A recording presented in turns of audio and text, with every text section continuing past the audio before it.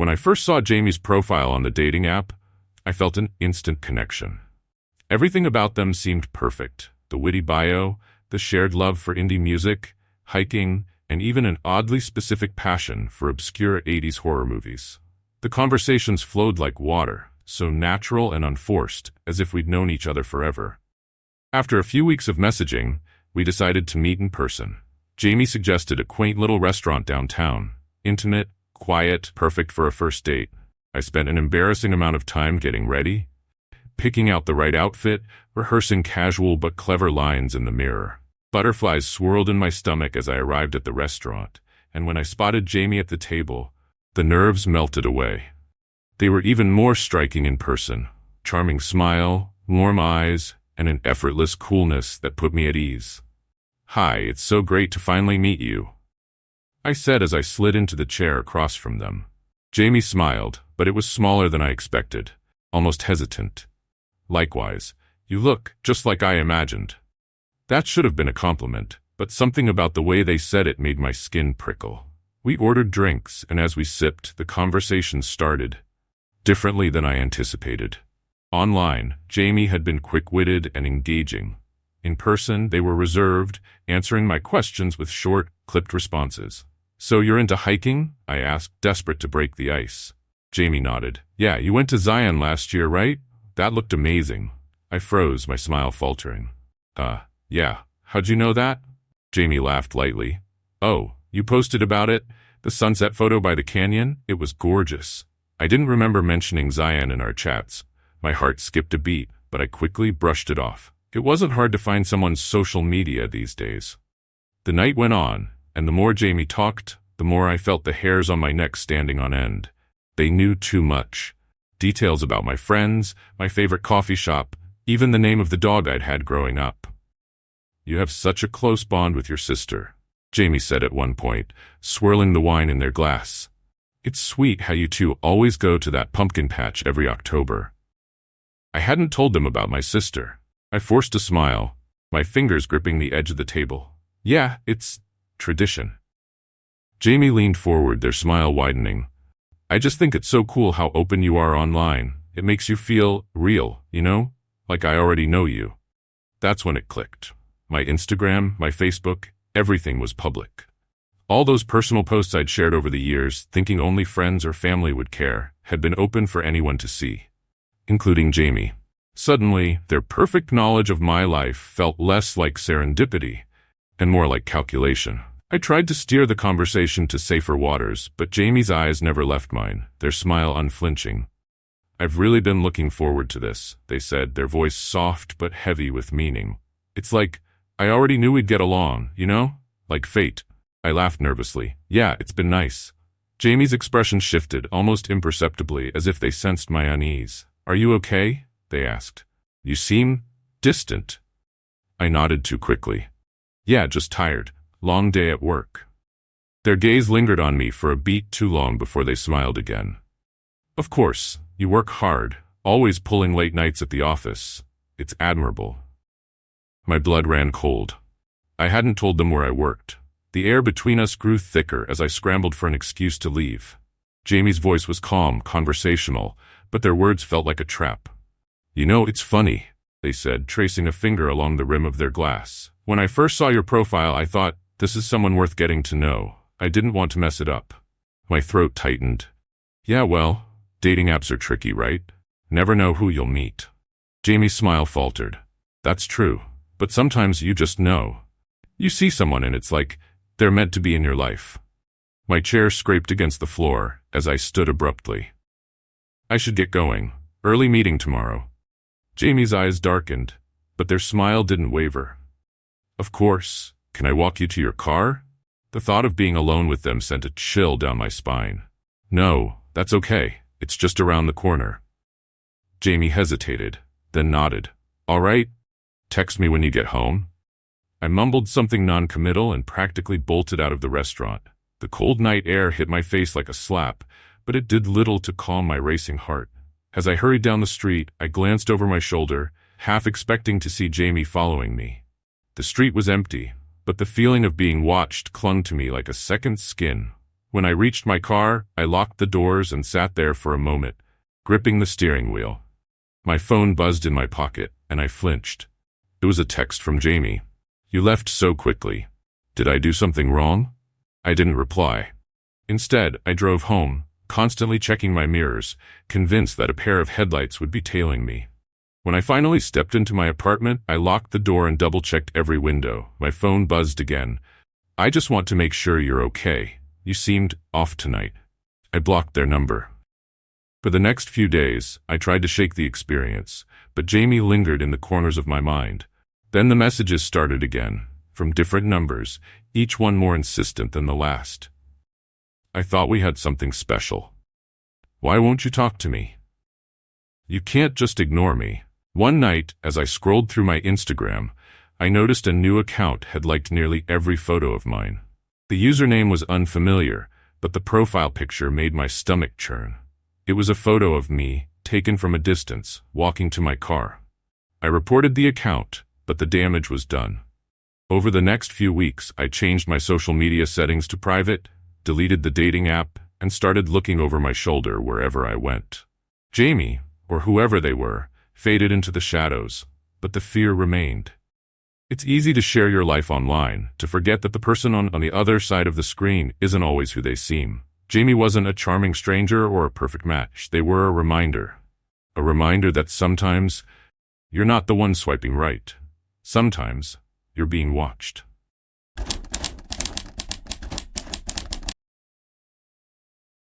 It started as a favor to my friend Sarah.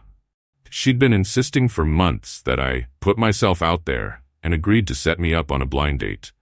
I wasn't exactly thrilled, but I figured, why not?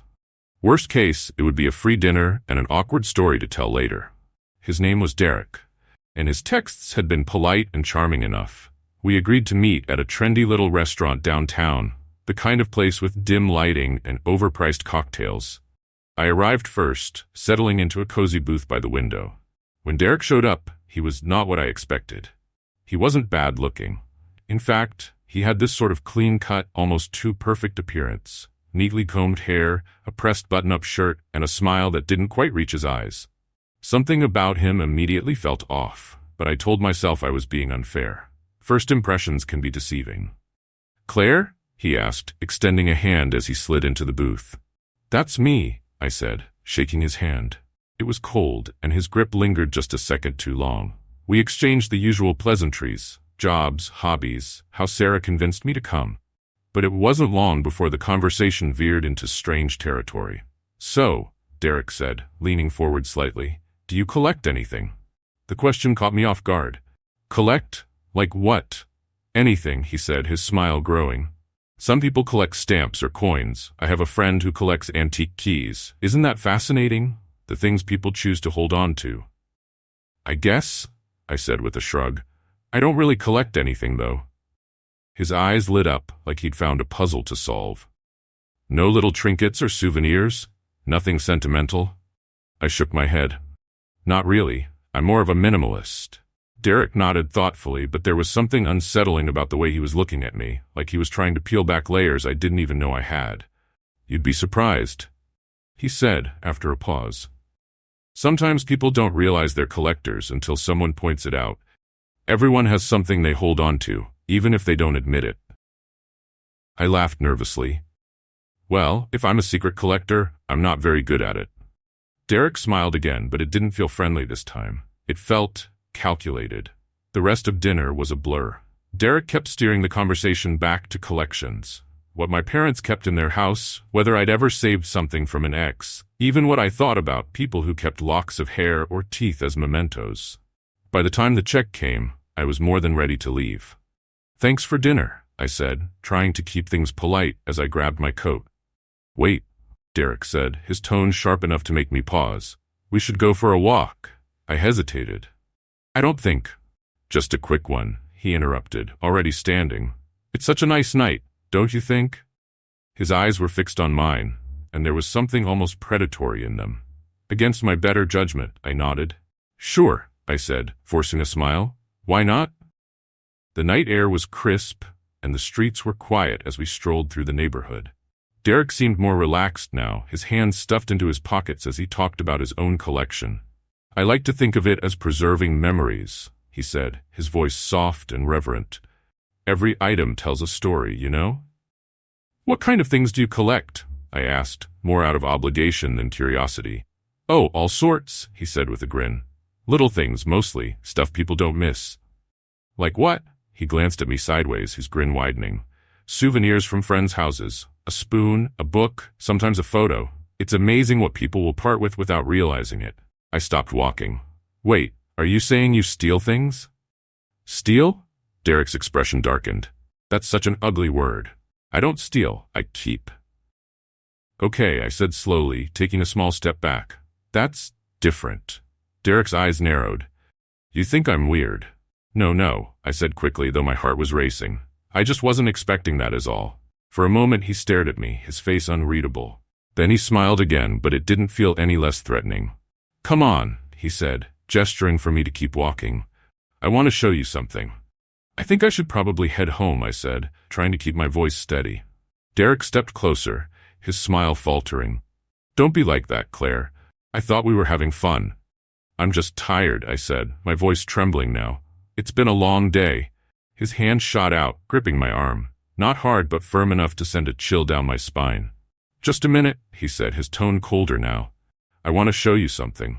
You'll like it, I promise." Before I knew it, we were standing in front of a small park. Derek led me to a bench beneath a flickering streetlight, motioning for me to sit. "Wait here," he said, disappearing into the shadows. Every instinct in my body screamed at me to run, but my legs felt like lead. I sat there, clutching my phone, my thumb hovering over the emergency call button. When Derek returned, he was holding something small and metallic. He handed it to me with an almost childlike excitement. It was a key. "Do you know what this is?" he asked, his eyes gleaming. I shook my head. "It's from my first collection," he said, his voice almost reverent. "A house I stayed in when I was a kid. I kept the spare key. It's like I took a piece of the place with me." "That's interesting," I said, trying to keep my voice neutral.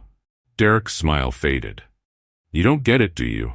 It's not just a key. It's a memory, a connection." "Right," I said, standing abruptly. "I really need to go. Thanks for dinner." Derek grabbed my arm again, harder this time. "Wait," he said, his voice low and menacing. "I need something from you." "What?" I asked, my voice barely a whisper. "A keepsake," he said, his eyes boring into mine. "Something to remember you by." I yanked my arm free, backing away. "You're insane."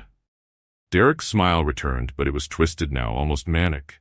"You don't understand," he said, stepping closer. "This is what I do. Everyone gives me something. Everyone." I turned and ran, my heart pounding in my ears.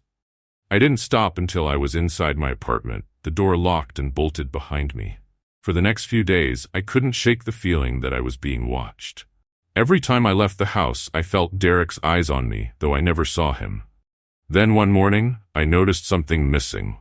A book from my shelf. And then a photo frame. It wasn't until I found a note slipped under my door that I knew he'd been inside. "Thanks for the keepsake," it read, signed with a single, chilling word, Derek.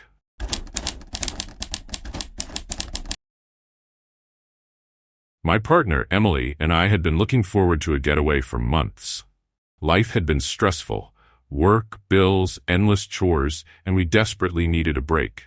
So when Emily suggested we spend a weekend at the Maplewood Inn, a historic hotel known for its old-world charm and ghost stories, I jumped at the chance. The hotel was nestled in a quiet valley, surrounded by towering pines and shrouded in a perpetual mist. It was picturesque in a way that felt plucked from a storybook, but there was something about it that made me shiver as we pulled into the gravel driveway. "This is perfect," Emily said, her eyes lighting up as she stepped out of the car. "It's like stepping back in time." The Maplewood Inn was a towering structure of weathered brick and ivy-covered walls, with a grand entrance flanked by gas lamps that flickered faintly in the evening light.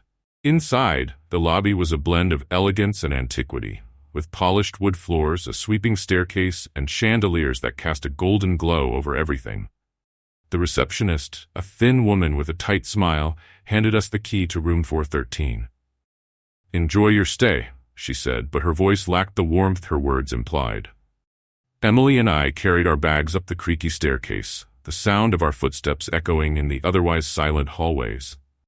When we reached our room, I hesitated for a moment, staring at the brass numbers on the door.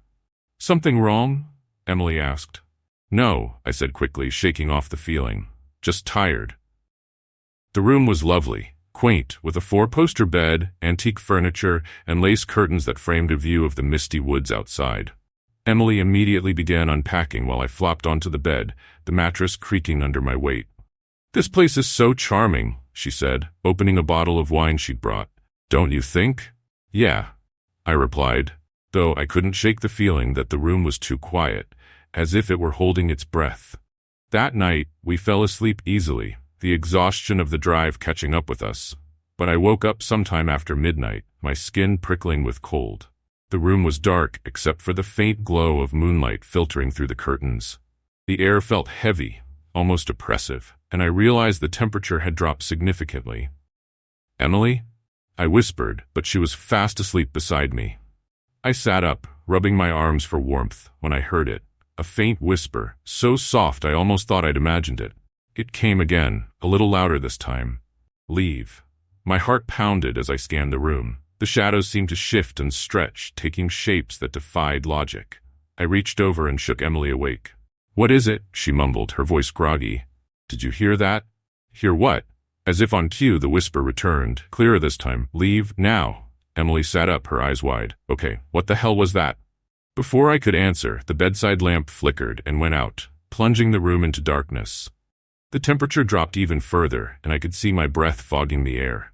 "We need to go," I said, my voice shaking, but Emily shook her head. "No, wait, it's probably just some old wiring or—" She froze mid-sentence, her gaze fixed on something behind me.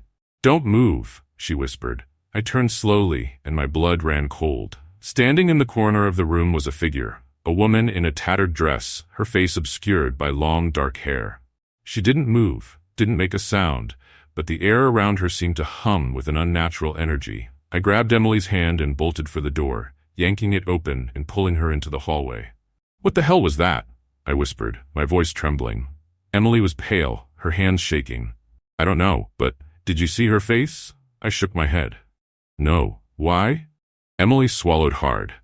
It was like she didn't have one. Just empty skin where her face should be.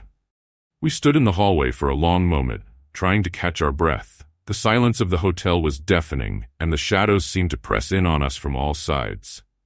"We should go to the front desk," I said finally. Emily nodded, and we hurried down the stairs, our footsteps echoing in the empty corridors. But when we reached the lobby, it was deserted. The receptionist was gone, and the only sound was the faint ticking of the grandfather clock in the corner. "Hello?" I called out, but no one answered. Emily pointed to a small binder on the reception desk labeled History of the Maplewood Inn. "Maybe this will tell us something," she said. We flipped through the pages, skimming over the hotel's history. It had been built in the late 1800s and had once been a luxurious retreat for wealthy travelers. But as we read on, the entries grew darker. There were accounts of disappearances, unexplained deaths, and guests who checked in but never checked out.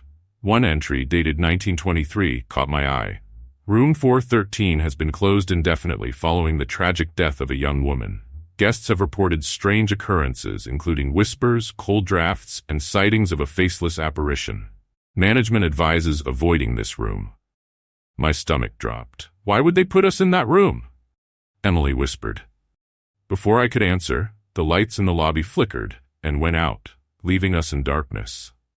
The whispers returned, louder this time, and I could swear they were coming from all around us.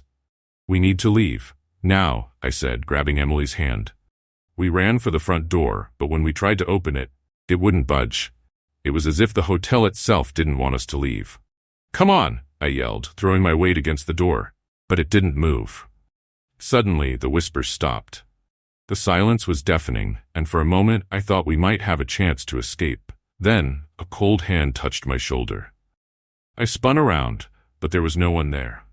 Emily screamed, and I turned to see the faceless woman standing at the top of the staircase, her empty gaze fixed on us. Without thinking, we bolted for the nearest door, which led into the dining room. We slammed it shut behind us and pushed a heavy table in front of it. "What do we do?"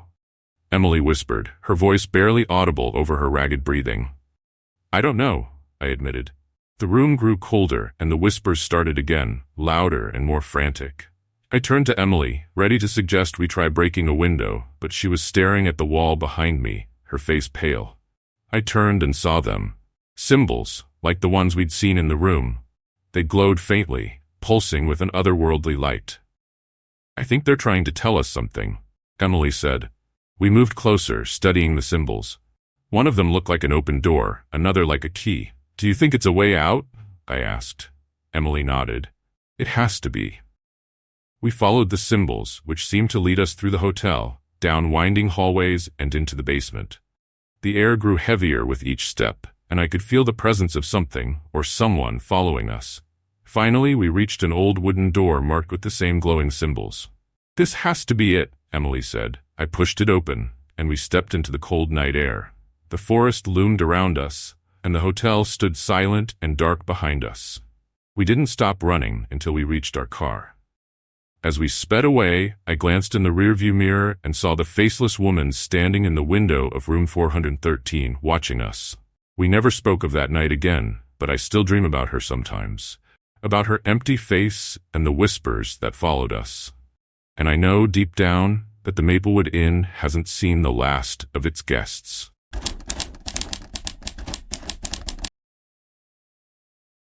It started like any modern romance. A dating app, a swipe, and a match that seemed too good to be true. Alex was everything I had been looking for. Funny, smart, and charming in every message they sent. We bonded over our shared love of obscure documentaries and late-night existential musings. Alex even had this playful way of teasing me, making me laugh at the most unexpected moments. After weeks of chatting, Alex suggested we meet. "There's this little restaurant called The Lantern on Maple Street," they said. "Quiet, cozy, perfect for a first date." I'd never heard of The Lantern, but Alex's description sounded idyllic. I agreed, and we set the date for Friday evening. When Friday rolled around, I felt a mix of nervousness and excitement. I'd picked out an outfit that struck the balance between casual and effort, and as I drove toward Maple Street, my heart raced with anticipation. But when I arrived, confusion quickly set in. Maple Street was a quiet road lined with old, shuttered storefronts. I double-checked the address Alex had sent. There was no sign of a restaurant. Instead, I found a vacant lot overgrown with weeds, flanked by crumbling brick buildings. I parked my car and got out, looking around, hoping I'd missed something. Maybe the place was tucked away, hidden behind one of the buildings. I walked up and down the block, but there was nothing. No lights, no people, no restaurant. My phone buzzed. "You're close, right? Just head to 74 Sycamore instead. It's nearby." I hesitated. Sycamore Street was only a few blocks away, but something about the situation felt off. Why would Alex suggest a meeting spot that didn't exist? And why was there suddenly a new address? Still, I shrugged it off. Maybe it was a mix-up. Maybe the Lantern had closed, and Alex was improvising. After all, our chats had felt so genuine. Against my better judgment, I got back in my car and drove to Sycamore. The neighborhood grew darker with every turn. The streetlights were dim, casting eerie shadows across the cracked pavement. When I reached 74 Sycamore, I stopped in my tracks. It wasn't a restaurant. It wasn't even a house someone would live in. The building was a dilapidated two-story house with boarded-up windows and a sagging porch. The paint was peeling, the yard overgrown with wild bushes and dead trees. A faint breeze rustled through the branches and I shivered. My phone buzzed again. "Come on in. The door's open." Every instinct screamed at me to leave. But curiosity, or maybe stupidity, kept me rooted to the spot. I told myself that there had to be an explanation. Maybe Alex had rented this place for some quirky offbeat date idea. I approached the house, my footsteps crunching on the gravel driveway. The porch creaked under my weight as I reached for the door handle. It swung open with a groan. Inside, the air was heavy and stale, carrying a faint metallic tang. The house was dark, except for the faint glow of candlelight spilling from a room at the end of the hallway. "Alex?" I called out, my voice trembling. No response. I stepped inside, the floorboards creaking beneath me. The walls were covered in strange symbols, crudely painted in what looked like black ink or something darker. Spirals, jagged lines, and shapes I couldn't identify surrounded me. The deeper I ventured, the colder the air became. The glow led me to what must have once been the living room. The furniture was gone, replaced by a single wooden table in the center of the room. On it, a row of candles burned, their flames flickering as if disturbed by an unseen draft. My phone buzzed again. "You're here." Finally. I whipped around, expecting to see someone standing behind me, but the hallway was empty. My breath came in shallow gasps as I typed a reply. "Where are you?" The response came immediately. "Right where I need to be. You look better in person, by the way." My blood turned to ice. Someone was watching me. I spun around, scanning the room. There was no one, just those unsettling symbols covering every wall. One of them caught my eye. Larger than the others, painted directly above the table. It was a circle with intersecting lines that formed a star, surrounded by jagged shapes that almost looked like teeth. A faint whisper echoed through the house. I froze, straining to hear. The sound was faint, like a breath brushing past my ear. "Alex?" I called out again, but the only response was the growing sound of whispers. They weren't words, just overlapping murmurs that seemed to come from everywhere and nowhere. My phone buzzed again, and I jumped. "Don't leave yet. We've barely started." That was enough. I bolted for the door, my footsteps pounding against the creaking floor. The hallway stretched longer than I remembered, and the whispers grew louder, more frantic. When I finally burst through the front door, I was met with a gust of cold wind that nearly knocked me off my feet. I didn't stop to look back. I sprinted to my car, fumbling with my keys as I unlocked the door and threw myself inside. The engine roared to life, and I sped away, my heart hammering in my chest. It wasn't until I was halfway home that I realized my phone was still buzzing. Text after text came through, each one more chilling than the last. "You left too soon. Come back. You're not safe out there." We weren't done. I blocked the number, but the messages kept coming, each one from a new sender. "You shouldn't have run. We'll see you again. You can't hide from us." That night, I didn't sleep. Every creak of my apartment sounded like footsteps. Every shadow seemed to move. In the days that followed, I deleted the dating app and set all my social media accounts to private. I even considered changing my number, but the messages eventually stopped. Still, I can't shake the feeling that someone or something is still watching. Sometimes, late at night, I hear faint whispers outside my window. And when I close my eyes, I see those strange symbols burned into my mind. I don't know what Alex wanted or why they lured me to that house, but I know one thing for sure. I'll never trust a stranger online again. Not everyone is looking for love.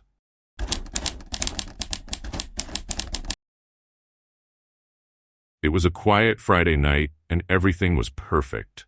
Or at least it should have been. Jenna had come over for dinner, and we were enjoying a bottle of wine on the couch, laughing about something ridiculous. The kind of easy, intimate moment that made all the chaos of life seem distant. I remember looking at her and thinking how lucky I was. She was beautiful, smart, and effortlessly kind, the kind of person who made you want to be better just by being around her. We had just started debating whether to watch a comedy or a thriller when a loud knock echoed through the apartment. Jenna frowned. "Are you expecting someone?" I shook my head. "No. Weird." The knock came again, more insistent this time. "Hold on," I said, getting up. I opened the door and my stomach dropped. Standing there, in a leather jacket and with that familiar smirk, was Laura, my ex. "What the hell are you doing here?"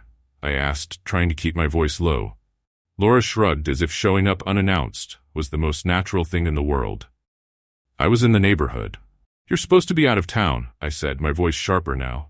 "I was," she replied, her eyes narrowing slightly. Plans changed. From behind me, Jenna called out, "Who is it?" Laura's smirk widened. "Aren't you going to invite me in?" "No," I said quickly. "This isn't a good time." Jenna appeared behind me, her expression curious but polite. "Hi, I'm Jenna." "Of course you are," Laura said, her tone dripping with something that made my stomach twist. "I'm Laura. We used to date." Jenna glanced at me, her brows furrowing. "You never mentioned your ex lived nearby." "She doesn't," I said, trying to close the door. But Laura braced it with her hand, stepping half inside. "You're going to want to hear what I have to say," Laura said, her voice low and taunting. Laura, don't do this, I warned, but she ignored me, her gaze fixed on Jenna. Did they tell you about us? Laura asked, her smile now razor-sharp. Jenna crossed her arms, glancing between us. Not much, just that it didn't work out. Laura laughed, a bitter, cutting sound. Didn't work out, that's one way to put it. Laura, stop, I said, my voice rising, but Laura wasn't stopping. She stepped fully into the apartment, her presence suddenly suffocating in the small space. You don't know the half of it, she said to Jenna, ignoring me entirely. Did they tell you about the time they cheated, or the lies about where they were going every other weekend? Laura, I shouted, but Jenna was already looking at me, her eyes wide and questioning. Is that true? Her voice trembling. No, I said quickly. It's not like that. She's twisting things. Oh, am I? Laura shot back, leaning against the counter as if she owned the place. Tell her about Sarah. Or should I? I felt my chest tighten. This was spiraling out of control. Jenna, please, she's trying to mess with us. That's what she does. Jenna stepped back, her arms wrapping around herself. I don't know what to believe right now. Believe me, I said, desperate. She's just angry because I moved on. Laura clapped her hands slowly, mockingly. Wow, bravo, playing the victim. Classic move. Why are you doing this? I asked, my voice raw. What do you want? Laura's smirk faltered for the first time, replaced by something darker. I want you to stop pretending you are the good guy. I want you to admit what you did to me. What I did to you? I repeated, my anger rising now. You're the one who couldn't let go. You're the one who showed up here uninvited. Jenna flinched at my tone, and I immediately regretted it. Laura took a step closer, her voice dropping to a dangerous whisper. You made me feel like I was crazy, like I was the problem, but you were lying to me the whole time. That's enough, I said, my hands shaking. Is it? Laura shot back. Because I don't think Jenna here knows who you really are. Laura, get out, I said, pointing to the door. But she didn't move. Instead, she turned to Jenna again. Ask them about the restraining order, about why their last relationship ended so badly. Go ahead. Jenna's face went pale. Restraining order? Don't, I said, but Laura was relentless. Tell her, Laura demanded. Or I will. I took a deep breath, trying to steady myself. There was no restraining order. She's lying. I'm lying? Laura's voice rose, sharp and venomous. Tell her about the police showing up at your work. Tell her about the text messages you sent me after we broke up. That's not true, I said, but my voice sounded weak even to me. Jenna's eyes filled with tears. I don't even know who you are right now. Jenna, please, I said, stepping toward her. But Laura wasn't done. She pulled out her phone and began scrolling. I still have the messages. Want to see them? Stop, I shouted, grabbing her arm. That's when everything erupted. Laura shoved me back, and the phone clattered to the floor. Jenna screamed as Laura lunged toward me, her face twisted in rage. You ruined my life, she shouted, her voice cracking. Get out! I yelled, trying to push her toward the door. Laura fought back, clawing at my arms. You don't get to pretend you're the victim. You don't get to move on like nothing happened. Jenna stood frozen, tears streaming down her face. Stop it, both of you. Laura finally broke free, her chest heaving. She looked at Jenna, her eyes wild. Don't let them fool you. They'll do the same thing to you that they did to me. She turned to me one last time, her voice filled with venom. You don't deserve happiness. And then she was gone, slamming the door behind her. The apartment was silent, except for the sound of Jenna's quiet sobs. Jenna, I started, but she held up a hand. I don't know what to think right now, she said, her voice shaking. I need some time. Please, I said, my throat tight. Don't let her ruin this. Don't let her win. Jenna shook her head. I need space. She grabbed her coat and left without another word, leaving me alone in the wreckage of the night. I sat on the couch, staring at the door, my mind racing. Laura's words echoed in my head, louder than the silence around me. You don't deserve happiness. Maybe she was right.